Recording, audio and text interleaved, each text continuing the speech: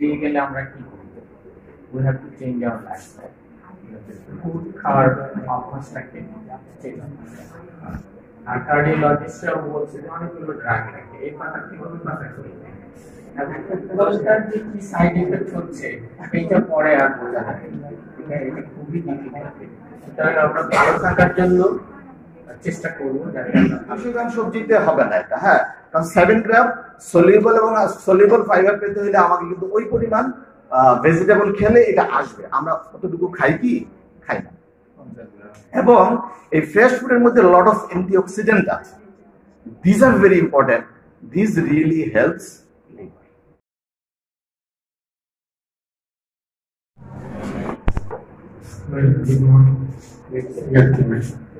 Fatty liver is quite common, and nowadays the number is increasing. And why the number is increasing? I think Professor Chitto will tell about this. But the thing is that our diet habit and lifestyle to be changed if we really want to keep our liver healthy. We are taking too much rice. We are taking too much carbohydrate. And we are doing less exercise and not maintaining the food style or food habit as we are supposed to. When people are taking much junk food and at the same time carbohydrate more and more.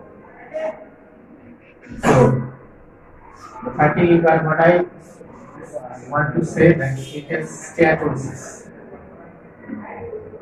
The more you will take the carbohydrate group of food, it will be changed into fats and will be deposited in the liver. আমরা ইদানিং প্রায় দেখবেন, আপনারা যদি যারা Facebook বা ইত্যাদি দেখেন, যে কতগুলো শিল মাছ বা তিমি ওর উপরে শামুক আস্তে আস্তে আস্তে আস্তে বসে যাচ্ছে, অনেক শত শত না হাজার হাজার, তারপর আর সে মুখ করতে পারে না। এটা দেখে আমার মনে হয় যে এটা এই জিনিসটাই জমতে থাকে, জমতে জমতে সে আর নড়তে পারে না, সে আর তার কাজটুকু করতে পারে না যেরকম ভাবে সে করতো, যার জন্য সে অসুস্থ হয়ে যায়। আজকের মূল প্রতিপাদ্য বিষয় হচ্ছে কি করে আমরা এটাকে আর্লি ডায়াগনোসিস করতে পারি। আমার মনে হয় আর্লি ডায়াগনোসিস করার আগে আমাদের চিন্তা করতে হবে যে সিমটমস কি হতে পারে। কোনো সিমটম নাই, আর বাকি যে সিমটম গুলো নিয়ে আসে সেটা হচ্ছে তার ভালো লাগে ম্যালেজ, এবং কোনো কিছুতে আনন্দ পাচ্ছে না, মজা পাচ্ছে না, না খাবার ভালো লাগতেছে, না তার বেঁচে থাকাটা পরিপূর্ণভাবে সে উপভোগ করতে পারতেছে। যখন এই ভালো না লাগা শুরু হয়ে যাবে তখন আমরা দুইটা জিনিস চিন্তা করি, একটা হচ্ছে ভিটামিন ডি ডিফিসিয়েন্সি হচ্ছে কিনা, আরেকটা আমাদেরকে চিন্তা করতে হবে যে ফ্যাটি লিভার হচ্ছে কিনা। এবং এই ফ্যাটি লিভারটা যে যত আগে ডায়াগনোসিস করতে পারবে by the ultrasound or other techniques, এবং সে যতটা সাবধান হবে তার লিভারটা তত ভালো থাকবে। আমার চেয়ে ভালো চিত্রবাবু বলতে পারবে যে একটা যদি সেরোটিক চেঞ্জ হয়ে যায় এখান থেকে কিন্তু ফিরে আসা যাবে না, কারণ লিভারের আর্কিটেকচার যদি নডুলার হয়ে যায়, ফাইব্রোস হয়ে যায়, তখন যাই করি কাজে আসবে না। লিভার তুমি ট্রান্সপ্ল্যান্ট, আমি জানি না ফ্যাটি লিভারের মানে ট্রান্সপ্ল্যান্ট করার প্রয়োজন হয় কিনা, কারণ সিরোটিক হয়ে গেলে তো আর কিছু করার নাই। আর পেরিপোর্টাল এরিয়া যেগুলো দেখানো হচ্ছে যেগুলো কি স্ট্যাম্প বসানো যায়, যেগুলো কি স্ট্যাম্প করে নিয়ে বিক্রি ভালো করা যায় কিনা। অনেক সুন্দর প্রেজেন্টেশন, সেটা খেয়াল করে কিন্তু মোটামুটি ফ্যাটি লিভারের সব কিছু আমাদের জানা হয়ে অনেক সুন্দর করে এবং ফ্যাটি লিভারের খুবই কমন রোগ এবং শ্বাস বললে এটা কারণ দুইটা। এই যে ফ্যাটি লিভার বাড়তেছে কেন, দুইটা কারণ। একটা আমাদের সেন্ট্রাল লাইফস্টাইল, আমরা আগের মধ্যে পরিশ্রম করি না, আমরা পরিশ্রম করতে চাই না, আমরা লিফটে উঠি, আমরা সিটি বাইতে চাই না, আমরা হাঁটতে চাই না, সব জায়গায় গাড়িগুলো আমরা ইউজ করছি, এটা একটা সেন্ট্রাল। আর নাম্বার খাদ্যাভ্যাস, আমাদের খাদ্যাভ্যাসটা চেঞ্জ হয়ে গেছে। আগে আমরা যেমন গ্রামের মধ্যে লোকজন লতা পাতা খেতে হয়, লতা পাতা খাই, এবং হালকা ভাত টাত খাই, খাদ্যাভ্যাসটা পুরা চেঞ্জ হয়ে গেছে। কারণ সব বাচ্চারা সবাই সবাই বাইরে খাওয়া খেতে চায়, পেটি খাবার দেওয়া ফ্যাট আছে, খাবারের রুচি কিন্তু বেশি, খাবারটা টেস্ট কিসের উপর নির্ভর করে, খাবারে যত বেশি ফ্যাট থাকবে তত বেশি খাইতে বেশি রুচি। বাচ্চারা সবাই কি চায়, সবাই যদি পেটি করতে না খায় তারা চাকরি দেখলে খাইতে চায়। একটা ডিজাইনিং যে পেটি লিভার মহামারী, সত্যিকার অর্থে পেটি লিভার মহামারী। আমাদের আমরা যারা আছি, আমরা যদি আমরা সমাজে আকাশ প্রদান করি দেখবো 50% আমরা সাফারিং ফ্রম পেটি লিভার। পেটি লিভার কিন্তু খুবই কম, এটা কাজও এই যে পেটি লিভারটা আমি তোমার এর মধ্যে কাছে আগে যাই, কারণ most of the patient asymptomatic থাকে।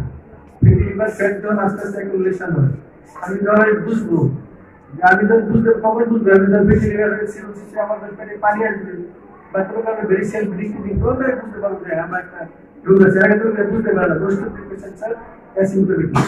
আর কিছু কিছু কি হয় যে আপার রাইট কোয়াড্রেন্ট কি হয় ডিসকমফোর্ট, ভারী ভারী তুমি আমার কোন সাইজে বলবে একটা ভারী ভারী একটা ভারী, আমরা শুরু করি লিভার লিভারের আমার মনে হয় যে ফ্যাটি লিভার সম্বন্ধে সবার একটু সম্যক ধারণা, অ্যাটলিস্ট কিছু ধারণা সবাই থাকা উচিত। ডাক্তার মানে নন ডাক্তার তারা একটা ধারণা থাকা উচিত যে ফ্যাটি লিভার কি করা উচিত। ফ্যাটি লিভার সবার কাছে যায়, মেডিসিন স্পেশালিস্ট আগে যায়, সার্জনের কাছে যায়, গাইনোকোলজিস্টের কাছে যায়, ডার্মাটোলজিস্ট ওনার কাছে যায়, উনি কি করে অ্যান্টি বেশি প্রধান কারণ বর্তমানে হলো ফ্যাটি লিভার ডিজিজ। আমি ফ্যাটি লিভার ডিজিজ সম্বন্ধে কোনো যদি একটা রিপোর্ট নিয়ে আসে যে আমার ফ্যাটি লিভার, অ্যাটলিস্ট তার এটা বলা উচিত যে তুমি রেগুলার কি করো, রেগুলার হাঁটো, ইনজয় করো, এটা করে তো অ্যাটলিস্ট বলা উচিত। এবং তার মানে তাকে কোশ্চেন করা মানে ডায়াবেটিস আছে আমাদের মনে রাখতে কতগুলি কমন কারণ, ফ্যাটি লিভার যে কতগুলি কমন কারণ। এবং একটা হলো ডায়াবেটিস মেলাইটিস, ডায়াবেটিস তো আছে কিনা তাকে জিজ্ঞাসা করতে হবে। 2 নম্বর কারণ ডিসলিপিডিমিয়া তারা থাকে, কারণ যদি হাইপোথাইরয়েড যদি কেউ যদি complete drug complete common drug যেমন সিএর বেস্টি যদি তারা তেমন যদি খায় না, তেমন কমন একটা কমন কারণ ফর ফ্যাটি লিভার। কেউ যদি এমএডার খায়, হ্যাঁ ওটা কিন্তু একটা সোডিয়াম ভ্যালপ্রেট খায়, তাদের ফ্যাটি লিভার ডিজিজ। এই জিনিসগুলো আমাদের প্লিজ জিজ্ঞাসা করা উচিত। এবং আপনারা যদি কোনো কোশ্চেন না করেন তো আমি কিছু বলি। আমি যে বললাম যে পেরিপোর্টাল যে ইয়ে হয়, ও স্যার আচ্ছা স্টেটিক্যাল এক্সপ্রেশন এর পাশে স্টেটিক করে দূর নাই, স্টেটিক করে ইউজ করতে। কিন্তু যদি কেউ ফ্যাটি লিভার ডিজিজ থেকে যদি আলটিমেট সিরোসিস হয় যদি সে এন্ড স্টেজ যদি তার লিভার ডিজিজ হয় তখন তার লিভার ট্রান্সপ্লান্টেশন। এবং বর্তমানে যে লিভার যে ট্রান্সপ্লান্ট হচ্ছে একটা কমন কারণ হলো আপনার এই যে ফ্যাটি লিভার ডিজিজ থেকে সিরোসিস, এটা একটা কমন কারণ। কারণ ভাইরাস তো কমে যাচ্ছে, হেপাটাইটিস বি এবং সি ভাইরাস কমে যাচ্ছে, নন ইনফেক্টিভ সিরোসিস। হ্যাঁ নন ইনফেক্টিভ এটা প্রধান কারণ ফ্যাটি লিভার। Nice presentation.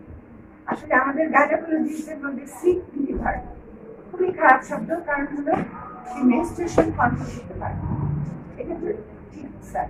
আরেকটা হলো আমাদের কোনো ন্যাশনাল পলিসি নাই, আমরা এক্সোজেনাস স্টেরয়েড এবং আমাদের পেশেন্টরা কিন্তু প্রচুর ওষুধই খাচ্ছে বছরের পর বছর, মাসের পর মাস, কেউ কন্ট্রোল করতেছে না, কোনো ন্যাশনাল পলিসি নাই। গরিব দেশের জন্য এটা মানে চলছে।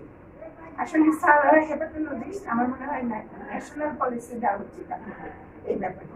তো আমার প্রশ্ন হলো যে লিভার ডিস্ট্রেস, লিভারিং ডিস্ট্রেস, এখন আমাদের শব্দ ছিল যার প্রাণ আছে, হার্ট আছে, সেখানেই ডিস্ট্রেস শব্দটা ইউজ করা হয়, যেমন fetal distress, maternal distress. Sir আপনি এরা কোন পরিপ্রেক্ষিতে লিভারিং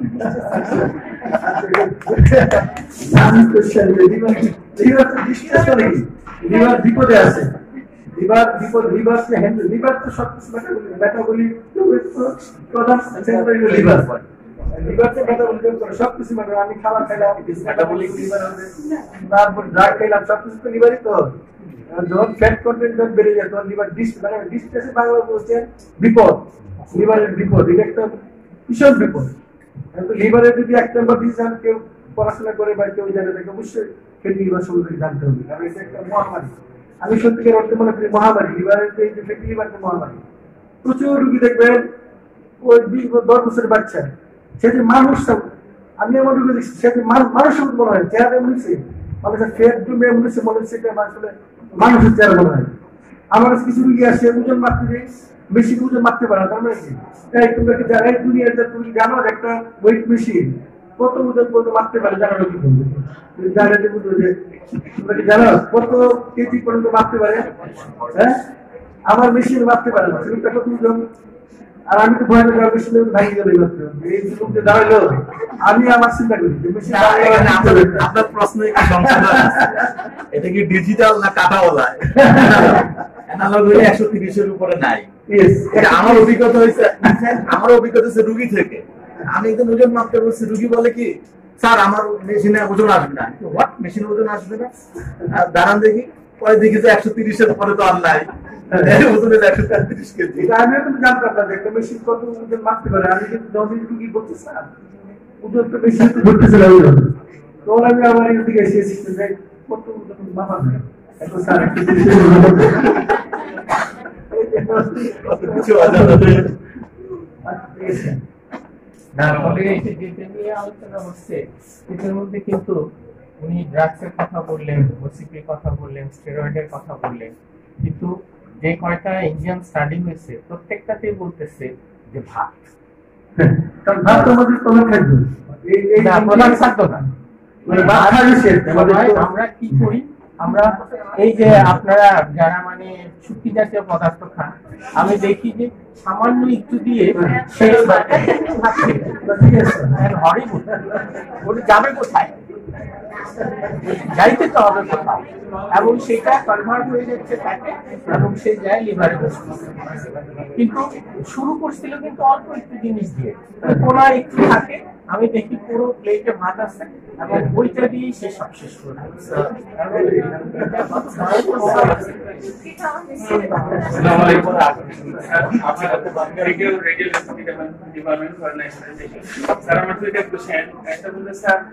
আমরা মানে আল্ট্রাসাউন্ড করার আগে ব্লাড টেস্ট আছে ডিটেক্ট করতে পারবো একটা স্যার।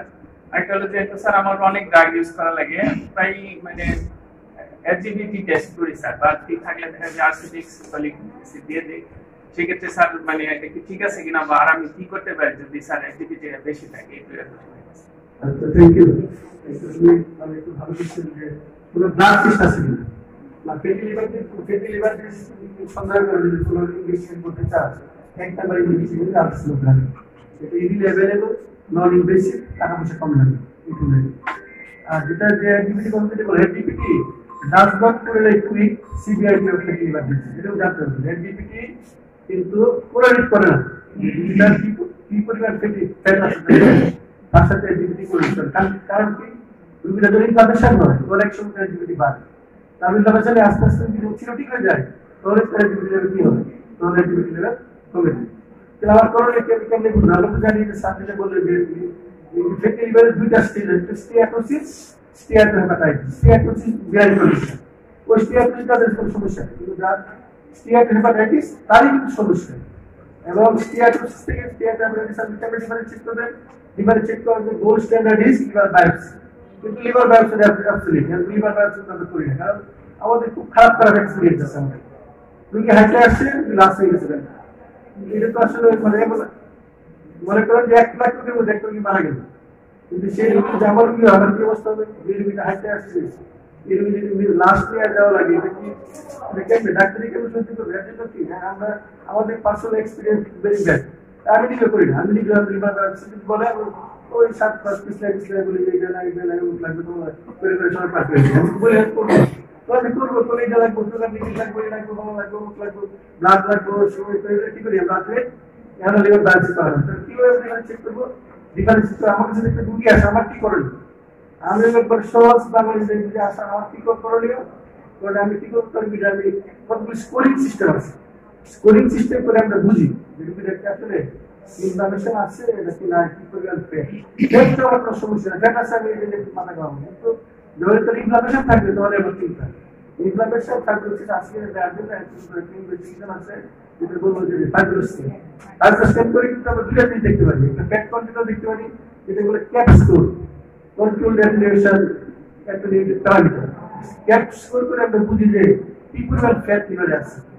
আর আমরা ফাইব্রোসিস স্কোর করে আমরা বুঝি তার ফাইব্রোসিসটা কেমন, F1, F2, F3, F4, F4 বলবো যে F4 হলে আমরা কি বুঝি? রোগীটা সিরোটিক হয়ে গেছে। এটা স্কোর করতে পুরো বই লেখা আছে 12 হলে আমরা বলি 12 করে মিলে বলি 14 করে এটা শুনে যদি আমরা 5% করি কিন্তু ইজিলি আমরা বুঝতে পারি। আর আমরা কি করি আমরা এফআইডি কত স্কোরিং সিস্টেম আছে FID score ALT AST derivative count এবং এইচডি একটা এটা একটা ফর্মুলা আছে কম্পিউটার বেসড ফর্মুলা দিয়ে আমরা দেখি যে স্কোরটা কত আসছে।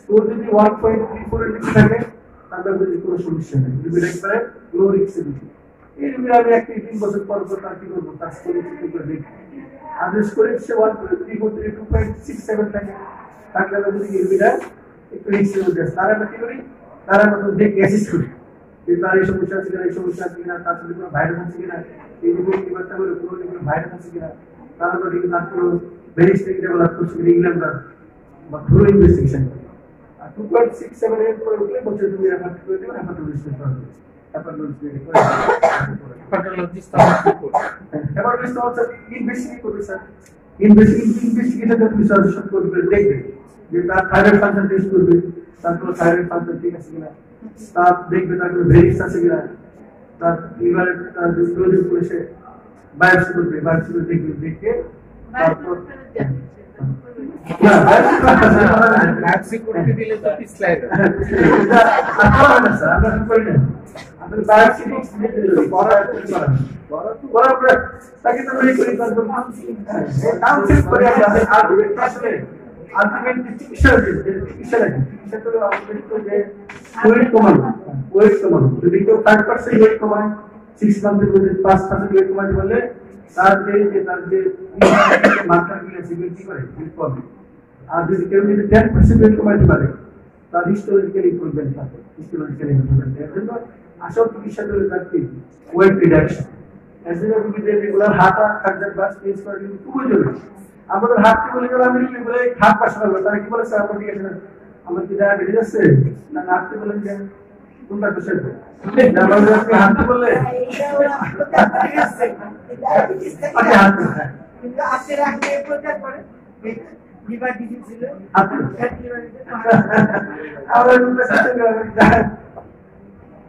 Thank you, Department of Radiology Imaging and also Chitra sir for narrating all the things. অনেক প্রশ্নের আসলে উত্তর পেয়ে গেছি তো সেটা প্রশ্ন আমরা দেখলাম যে fatty liver grade 1 grade 2 grade 3 কোন পর্যন্ত sir reversible condition up to which extent this condition should be reversible to normal liver আরেকটা হচ্ছে স্যার এই যেটা লিভার অ্যাকুমুলেট হচ্ছে hepatosis liver at the same time যেটা ফ্যাটস রেটে বেশি আরো বিভিন্ন অর্গানে হয়তো অ্যাকুমুলেট হচ্ছে তো সেক্ষেত্রে ওই যে আমাদের কার্ডিওলজিস্ট তারা যে বলে যে মানে লিপিড লোয়ারিং যে ড্রাগস গুলি আছে এগুলি কি কোনো রোল আছে ফ্যাটি লিভার একটা রস্টেটিভ লাইক ঠিক আছে আমি তো গ্রেডিং যে করা হচ্ছে গ্রেডিং করা হচ্ছে গ্রেড 1 গ্রেড 2 গ্রেড 3 করা হচ্ছে না এটা কিন্তু রেডিওলজিক্যাল গ্রেডিং দেখার পরে লিভারটা দেখতে যেমন দেখা যায় একটা নরমাল লিভার তার কি আছে তার ব্লাড প্রেসার আছে ব্লাড প্রেসার ফাঁসি থাকে ওই ফ্যাট থাকে ওই ফ্যাটের সাথে তার যে ইমেজিং যে ওইটার উপর ভিত্তি করে পাওয়া যাচ্ছে গ্রেড 1 গ্রেড 2 গ্রেড 3 রেডিওলজিক্যালি পাওয়া যাচ্ছে আচ্ছা ওই গ্রেডের সাথে তোমার কি বললা কোশ্চেনটা কি বললা রিভার্সিবল গ্রেডের উপর নির্ভর করে না রিভার্সিবল নির্ভর করবে তার সিরোটিক চেঞ্জ করার উপর এখন আমরা তো আগে জানতাম যে সিরোসিস ইজ ইরিভার্সিবল কন্ডিশন তো যেটা আমরা সবাই দেখি সিরোসিস কিন্তু এখন বলে তো না সিরোসিস হইল যেমন তার কিছু সিরোসিস অ্যালকোহলিক সিরোসিস একদম বন্ধ করো কি করবে তার ফাংশন ভালো হবে ফ্যাটি লিভার যার সিরোটিক হচ্ছে তুমি তার যদি ফ্যাট কন্টেন্ট কমাইতে পারো এক্সারসাইজ যদি করো তার ওয়েট কমে কি হবে তার লিভার ফাংশন ইমপ্রুভ হবে যদি পুরোপুরি তার চেঞ্জ হবে কিন্তু এটা ফাংশনটা তার ইমপ্রুভ করবে আর তুমি লাস্ট কি করতে বলবেন হ্যাঁ এইখানে স্যার এইখানে একটু কথা আছে অ্যালকোহল কনজাম্পশন করে ইউরোপিয়ান কান্ট্রিরা বেশি আমাদের দেশে পাওয়াই যায় না খাইলেও সেটা কাজে লাগে না তো এখন যেটা আমি বলতে চাচ্ছি সেটা হচ্ছে ওদের কিন্তু ফ্যাটি লিভারের চান্স বা incidence com rather than the south east Asian people যারা খায় না তাদের মানে কথা জিনিসটা হবে একসময় তো আমরা আজকে থেকে 3 বছর আগে আমরা জানতাম না যেটা নন অ্যালকোহলিক একটা ওষুধ ছিল ওষুধ কি আছে নেস যেটা আমরা 3 বছর আগে জানতাম কেউ চিন্তা করে না কারণ ইউরোপিয়ানদের দেখা গেছে কি যারা অ্যালকোহল খায়, যারা অ্যালকোহল খাইলে করে বলে অ্যালকোহলিক যারা, তাদের একটা পোর্শনে কি হয়, তাদের এই লিভার কি হয়, তিনটা অ্যালকোহলিক যে আমাদের অ্যালকোহলিক লিভার ডিজিজ, তিনটাকে ভাগ করছে, একটা alcoholic fatty liver disease, alcoholic hepatitis, alcoholic cirrhosis. দেখছে আমাদের এই সাবকন্টিনেন্ট ব্যক্তি অ্যালকোহল খায়, তারপরে কি তাদের লিভার কি হয়, একই ধরনের চেঞ্জ হয়। তরফের বলছে যে এই যে একটা রূপ সার আগে বাদ রাখবে, আগে বলতো সিরোসিস মানে তো ক্রিপ্টোজেনিক সিরোসিস, আগে একসময় ভাবতো যে 33% ক্রিপ্টোজেনিক সিরোসিস, কিন্তু পরবর্তী সাবসিকুয়েন্টলি দেখা গেছে যারা যাদেরকে আমরা ক্রিপ্টোজেনিক সিরোসিস বলি ওদের একটা বড় অংশ কিন্তু লেস এর ক্রিপ্টোজেনিক সিরোসিস সংখ্যা তাদের কমে গেছে স্যার। এখন তো ক্রিপ্টোজেনিক সিরোসিস এখন 33% পায় না, কিন্তু 5% ক্রিপ্টোজেনিক সিরোসিস। এই যাদেরকে আমরা ক্রিপ্টোজেনিক বলতে হয় ওরা দেখে সব নলেজ করি, এই যে নলেজ করি স্টেট আমাদের কিন্তু ম্যালনিউট্রিশনেও দেখা গেছে এই চেঞ্জ আসছে। একটা কোশ্চেন ছিল sir regarding fatty liver. Sir, role of caffeine, role of metformin and role of pioglitazone in this sector, sir, how much it is helpful for us? Very good question. Very good question. Because metformin, একসময় তো metformin use করা হচ্ছে, এবারে কি সময় তো metformin, কিন্তু subsequently দেখা গেছে কি যে metformin has no role. metformin খেলে তো ওয়েট একটু রিডাকশন হতে পারে, কিন্তু metformin ওই ডেলিভারি কোনো কাজ না। আমরা কিন্তু আগে আপনারই ধরা কিন্তু আগে metformin এর অনেক ইউজ করে দেখছি, এর অনেক ইউজ করে গাড়ি পরিষ্কার করে স্টার্ট metformin, কিন্তু আসলে স্পষ্ট করে বলা আছে, রিসেন্টলি জার্নাল বলা আছে metformin এর রোল না। বায়োগ্লিটাজোন কোটা একসময় ইউজ করা হতো, দেখছি আমাদের যে কার্ডিয়াক অনেক প্রবলেম, কার্ডিয়াক প্রবলেম আছে। ক্যাফেইন কথা আমি কোনো দেবসন লিখছে, আচ্ছা কেন করি নাই, কিন্তু এই কোন জানা লিখতে না না ক্যাফেইন কথা কোন জানা লিখলে মানে ক্যাফেইন কেন বলে আমার একটা কোশ্চেন আছে। আমি ওটা না না ও বলিনি, বলেন ও আগে থেকে বলার চেষ্টা করছে।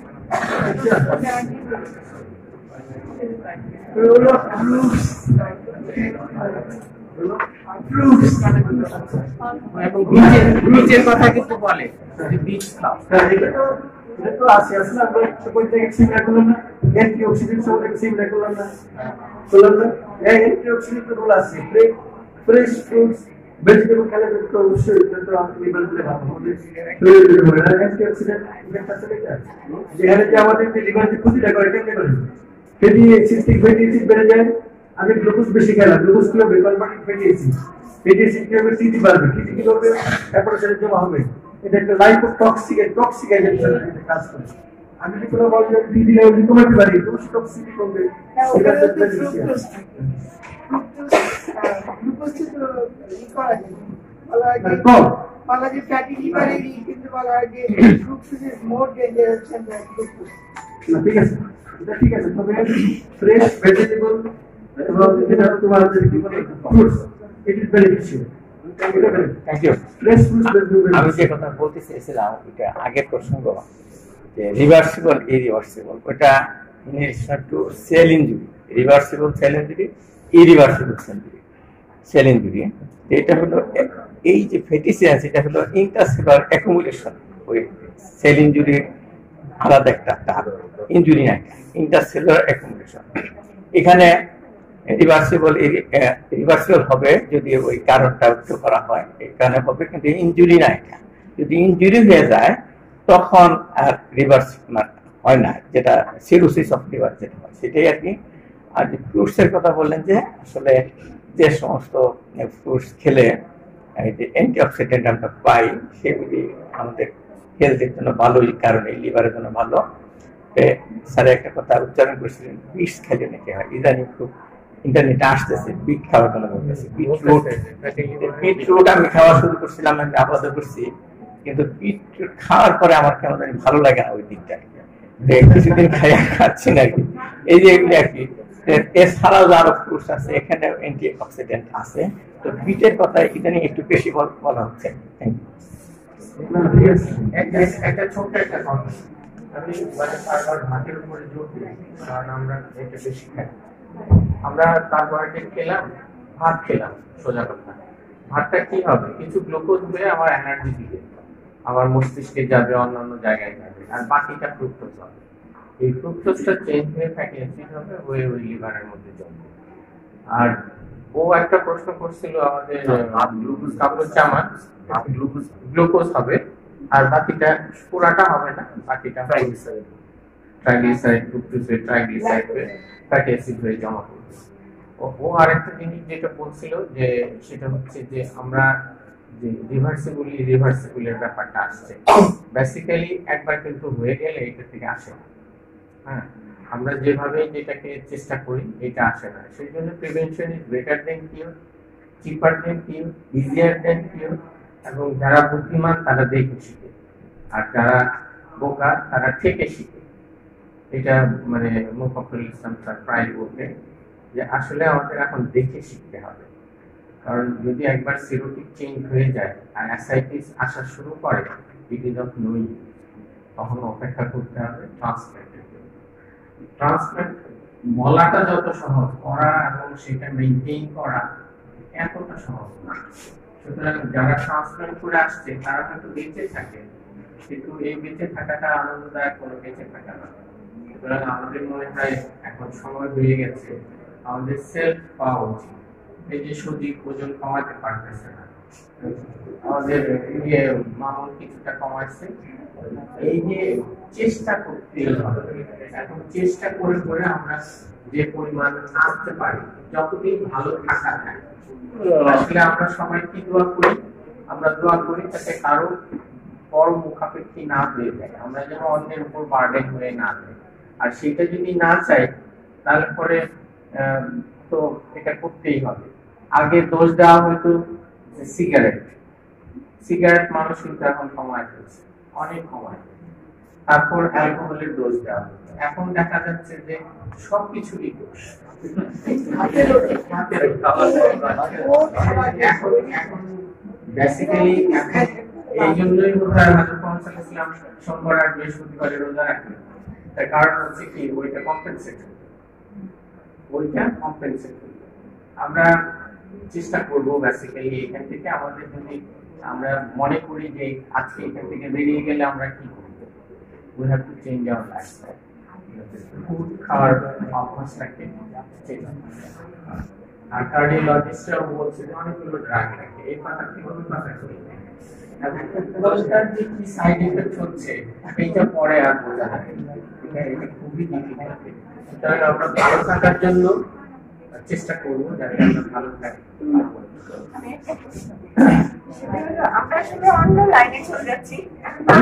আমার একটা কোশ্চেন খুব সাধারণ, যে আমরা তো পেশেন্টের কাছে পাঠাচ্ছি, এখন দেখার জন্য সিটি, এমআরআই, আমাদের পরীক্ষাটা কি হবে এবং পেশেন্টের কোনো প্রিপারেশন আছে কিনা সবার জন্য একটু বলো। আল্ট্রাসাউন্ডের জন্য প্রিপারেশন হচ্ছে 4 আওয়ার এমটি স্টোমাকে থাকতে হয়। হোল নাইট যদি আমি ফাস্টিং করে সকালবেলা পানি খেয়ে শুধু আল্ট্রাসাউন্ড করি, তাহলে আমার গ্যাস ফ্রি থাকে, আমার অর্গানগুলো দেখতে সুবিধা হয়। এটা হচ্ছে আপার অ্যাবডোমেনের জন্য, এবারে মিলিয়ে আসছে। আর লোয়ার অ্যাবডোমেন যদি রেখেছে তাহলে তো পানি খেয়ে প্রস্রাবের চাপ করতে হবে। সিটির জন্য প্রিপারেশনটাও মোটামুটি সেম, গ্যাস ফ্রি করার চেষ্টা করা হয়। তেমন কোনো ওরকম প্রিপারেশন নাই। আগে একটা স্ক্যানও দেওয়া হয় সিটির ক্ষেত্রে, যদি দেখা যায় যে পেশেন্টের অনেক বেশি গ্যাস, তখন আমরা 3 দিনের একটা প্রিপারেশন দিই যে লো রেসিডুয়াল ডায়েট খাবে, যদি দরকার হয় কিছুটা গ্যাস ফ্রি করার জন্য কিছু মেডিসিন খেতে পারে। এটাই সিটি আর আল্ট্রাসাউন্ড প্রিপারেশন। এমআরআইটাও CT. Thank you very much. আসলে আজকের সেমিনারটা এরকম হয়েছে যে এটা basically at least as an internal medicine specialist আমাকে লট অফ হেল্প করবে, কারণ অনেক কিছু নলেজ আমি পেলাম যেগুলো যে আমি আমার interpretation capacity really will be increase. Thank you very much for selecting such a topic. যে জিনিসটা দুইটা ছোট্ট এক্সাম্পল দিয়ে আমি বলবো যে যেই জিনিসটা আলোচনায় আসলো যে সবকিছুতেই দোষ, বেসিক্যালি কোনো কিছুতেই দোষ নাই, তাহলে দোষটা কোথায়? আমি বোম্বেতে 15 দিন একটা ট্রেনিং গিয়েছিলাম মেডিকেল ডিপার্টমেন্টে। তো বোম্বে কিন্তু মহারাষ্ট্রের মধ্যে পড়ছে, এরা মোস্টলি ভেজিটেরিয়ান, আমিষ খুঁজে পাওয়াটা খুবই দুষ্কর। তো ওরা আমাকে তো খাওয়াবে অফিস টাইমে, তো আমাকে বলে যে আমিও তুমি কি খাবা, আমাদের জন্য একটু প্রোটিন, তোমরা তো বেঙ্গলিরা প্রোটিন খাও, অ্যাজ এ মুসলিম বেঙ্গলি আমাদের জন্য প্রোটিন জোগাড় করা খুব কঠিন। Don't worry for me. তোমরা যেটা খাও আমি সেটাই খাবো। তুমি এই 15 দিন ভেজিটেবল ডায়েট খাবা, হোয়াট ইজ দ্য প্রবলেম? এবং তারা খুবই খুশি হয়েছে, বিকজ তাদেরকে হ্যাসেলটা তৈরি করতে হলো না। কিন্তু আমি বললাম যে আচ্ছা তোমরা যে ভেজিটেবল খাও, আদার নিউট্রিয়েন্টস কিভাবে পাও? যে we know how to mix food, that is the question answer. We know how to mix food. সবগুলা আমাদের খাদ্যের উপাদানগুলো, মুখ্য এবং গৌণ উপাদানগুলো পেতে কি প্রয়োজন সেটা কিভাবে মিক্স করতে হয় সেটা আমরা জানি। That's why you are not suffering from nutrient problem. এটা একটা। আর রিডার্স ডাইজেস্ট একটা চুটকি দিয়ে আমি বলবো যে কোশ্চেন করা হয়েছে একজন বিজ্ঞানীকে যে সবচেয়ে ভালো খাবার কোনটা। সে তখন উত্তর দিচ্ছে আমার গ্র্যান্ডমা আগে যেভাবে রান্না করতো সেটাই ছিল সবচেয়ে ভালো খাবার। এখানে হলো মূল কথাটা, যে ওই বোম্বের যে কথাটা আর এই কথাটা সিমিলার। আগের মানুষ জানতো কিভাবে হাউ টু মিক্স ফুডস, আর এখন আমাদের ফুড ফ্যাড হয়ে গেছে যে আমি তেল একটা জিনিস ছাড়া খেতেই পারবো না, এটা ছাড়া খেতেই পারবো না। এখনো ওয়ার্ল্ডে মেডিটেরিয়ান ডায়েটকে বেস্ট ডায়েট বলা হয়। Why? Because they have a proportion of fruit, they have proportion of fish, they have proportion of particularly olive oil, যেটা হলো usually the best, because এখানে একটু স্যাচুরেটেড ফ্যাট আছে, একটু মনো আনস্যাচুরেটেড ফ্যাট আছে, একটু আনস্যাচুরেটেড ফ্যাট আছে। The mixture of fat, this is very important, and a lot of antioxidant properties, particularly in the extra virgin olive oil. এই যে মিক্সিংটা, আর fruits এর ক্ষেত্রে যে কথাটা বলা হলো, ফ্রুটস এর কয়েকটা ক্যাটাগরিতে আপনাকে ভাগ করতে হবে। whether it is a processed food, it is a fruit juice, or it is a freezed food, it is a fortified food, or preserved by artificial chemicals, or it is a fresh food. The best is the fresh food. Why? Fructose is not a problem because fruit has lot of fibers. We need 7 grams of fibers every day. আমাদের 7 গ্রাম of fibre খেতে হলে কমপক্ষে বিভিন্ন সবজি মিলায়া 500 গ্রামের উপরে খেতে হবে। 500 গ্রাম, 200 গ্রাম বলে আর কি, কিন্তু 200 গ্রাম আমরা যেভাবে খাই হবে না। হ্যাঁ, 200 গ্রাম সবজিতে হবে না এটা। হ্যাঁ, কারণ 7 গ্রাম সলিউবল এবং সলিউবল ফাইবার পেতে হলে আমাকে কিন্তু ওই পরিমাণ ভেজিটেবল খেলে এটা আসবে। আমরা কতটুকু খাই কি খাই না। এবং এই ফ্রেশ ফুডের মধ্যে লট অফ অ্যান্টিঅক্সিডেন্ট আছে। This are very important, this really helps liver. Okay, একটু লম্বা সময় নিয়ে নিলাম, থ্যাংক ইউ ভেরি মাচ। আমাদের নেক্সট সেমিনার হবে orthopaedics and then after dermatology. আমি চেয়ারপারসনকে হ্যান্ড ওভার করার আগে একটু অর্থোপেডিক্স ডিপার্টমেন্ট আপিল করেছে, he will announce some issues. Doctor Mahmud please. আসসালামু আলাইকুম। আমি সেমিনার খুব ভালো হয়েছে। তো আমি একটা জিনিস জানতে চাইছিলাম, সেটা হচ্ছে যে আলট্রাসাউন্ড আমরা মাঝে মাঝে করাই, দেখা যায় ফ্যাটি চেঞ্জ লিভার আসে। আমি বললাম যে একটু লিভার বিশেষজ্ঞের কাছে যায়, তোরা আলটিমেট অনেক সময় যায় না, দেখা গেলো 6 মাস পরে এসে আমি একটা আলট্রাটা করি, অনেক সময় বলে যে নর্মাল এসে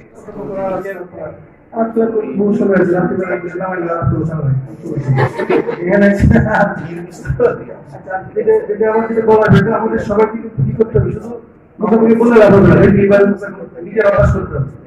সকালবেলা উঠে অ্যাটলিস্ট আমাদের আধা ঘন্টা হাঁটতে হবে, সকালে উঠি বা বিকেলে হাঁটার সময় করবো। খাবার ব্যাপারে আমাদের সচেতন হওয়া লাগবে। খাবার খাইলে যে মাংনা খাইলে, সামনে খাইলে, খেলাধুলা করা লাগে, খাবার খাওয়ার ব্যাপারে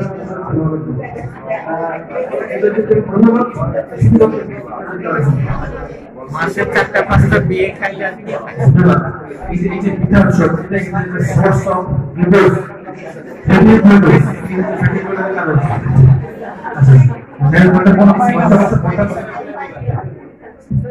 একটু মানে মাহমুদ স্যারের প্রশ্ন উত্তরটা দিই, মানে যে উত্তরটা দেওয়া হয় যে কেউ লিখতেছে ফ্যাটি লিভার কিভাবে মানে 1 মাস পরে এটা আসলে ম্যান টু ম্যান ভেরি করে।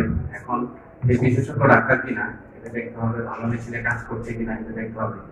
আমরা ফ্যাটি লিভার দেওয়ার আগে কিন্তু পেশেন্টের ক্লিনিক্যাল ফাইন্ডিং গুলো দিই, তার গ্যাসের সমস্যা আছে কিনা, ওবেসিটি আছে কিনা, এগুলো আমরা দেখি। তার লাইফ হাইপোকন্ড্রিয়া একজনের পেইন আছে কিনা, তারপরে লিভারের সাইজটা দেখি, তারপর টোটালি কিন্তু দেখি। আমরা দেখি সবকিছু দেখে আমরা যখন ফ্যাটি লিভার দেই, এটা অবশ্যই আমরা কনফিডেন্টলি সেটা আমি এই ফাঁকে একটু স্যারের কাছে আমি একটু কোশ্চেনটা করি।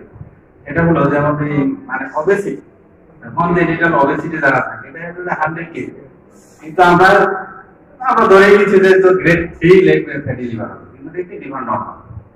এই রিপোর্ট দিয়ে কন্ট্রোভার্সি চলে আসে। পরবর্তীতে আবার ফিজিশিয়ান বলে কি ব্যাপার, এত মোটা পেশেন্ট তুমি তো লিভার দিয়ে দিচ্ছ নরমাল, কিন্তু আমাদের তো কিছু করার নাই। আবার দেখা যাচ্ছে লিনের তিন একটা পেশেন্ট, লিন কিন্তু ফ্যাটি লিভার আছে। আবার কোশ্চেন, এত সিকল পেশেন্ট 35 কেজি ওজন, তার ফ্যাটি লিভার কেন? কারণ আমরা তেলে তো দিবই, যেমন ডায়াবেটিস যদি থাকে তাহলে তার লিভারটাও ফ্যাটি। স্যারের কাছে কোশ্চেন, ডায়াবেটিস কিভাবে লিভারটাকে ফ্যাটি করে, আর ওবেসিটি তো আছে কিন্তু ফ্যাটি লিভার। আমি সরকার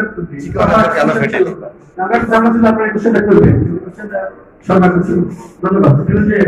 লিন এবং 3% কিন্তু ফ্যাটি লিভার থাকে কেন?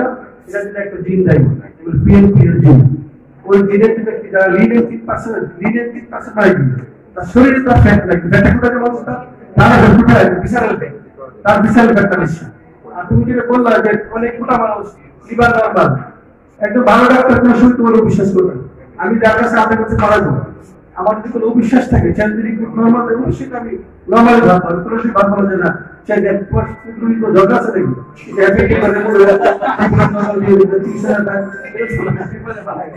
আমরা অবশ্যই বিশ্বাস, মোটা মানুষ লিভার নরমাল হলে অবশ্যই বিশ্বাস করি ইয়েস লিভার নরমাল, চিকন মানুষ ফ্যাটি লিভার হলে অবশ্যই বিশ্বাস করবো ইয়েস রিপোর্ট তো বিশ্বাস করা লাগবে না, ডাক্তারি করে দিও না। আমি ছোট একটা পয়েন্ট বলি। না শেষ করুন, ডায়াবেটিস এটা শেষ করুন। আচ্ছা ডায়াবেটিস, আরে ডায়াবেটিস আরে বাবা, যদি বলো যে ফ্যাটি লিভারের 1 নম্বর কারণ যদি বলো একটা উত্তর দিলে কি দিবা? Insulin resistance. Insulin resistance is the main কারণ ফর ফ্যাটি লিভার ডিজিজ। তাহলে ডায়াবেটিস মানে কি হয় বাবু? এটা এভরিথিং কি হয়? তোমার কি গ্লুকোজ পরিমাণে বলে হয় না, গ্লুকোজের কন্টেন্ট বাড়ে, ক্রিয়েটিনিন বাড়ে, পিজি লেভেল বাড়ে, এটা কারণ এর কারণে তো ফ্যাটি লিভার এবং ডায়াবেটিক পেশেন্টদের কিন্তু 80% কি থাকে নরমালি কি? Normally, worldwide 30% people are suffering from fatty liver disease. সারা ওয়ার্ল্ডে বাংলাদেশে কত 30% বেশি। আর যারা ডায়াবেটিক তাদের even 80% patient suffering from diabetes, যারা 80% of fatty liver disease ভুগি। That is diabetes problem. ঠিক আছে? স্যার এক লাইনে একটু বলে দিচ্ছি আমি। আমরা 5টা স্লাইড যদি প্রেজেন্টেশন নেই তাহলে কিন্তু আমাদের ইন্টারপ্রেটিভ ক্যাপাসিটি অনেক বেড়ে যাবে। প্রথম হলো যে স্টেজিংই দেখাইছে যে ইমেজিং এর যে স্লাইডগুলো, আমরা কিন্তু শুধু রিপোর্ট করি, স্লাইড গুলো পড়ি না, পিছনে স্লাইডস গুলো। তো যে প্রিন্টিংটা দেয় ওটাতে যেমন periportal fat and diaphragm fat, এটা কিন্তু রিডাকশন হয়ে আসতেছে গ্রাজুয়ালি যখন আমার স্টেজিং গ্রেডিংটা চেঞ্জ হবে। জাস্ট এটা মনে রাখলেই কিন্তু আমার ইন্টারপ্রিটেশন ক্যাপাসিটি বেড়ে যাবে। আর ফাইব্রোস্ক্যানের ওই স্লাইডটা 2 to 7, 7 to 10, 10 to 14, more than 14। এইটা প্রেজেন্টেশনটার জন্য অসংখ্য ধন্যবাদ। Really great. এটা নিশ্চয়ই এই কাজটা ওর, এটা যখন আমি হাতে পাইছি তখনই বুঝছি এটা মাহজাবিনের কাজ।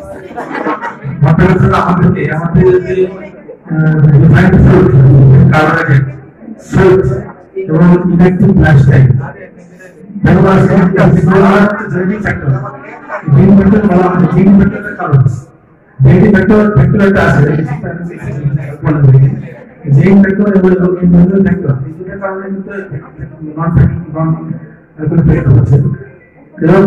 এখন আমাদেরকে আরো সচেতন হচ্ছে এবং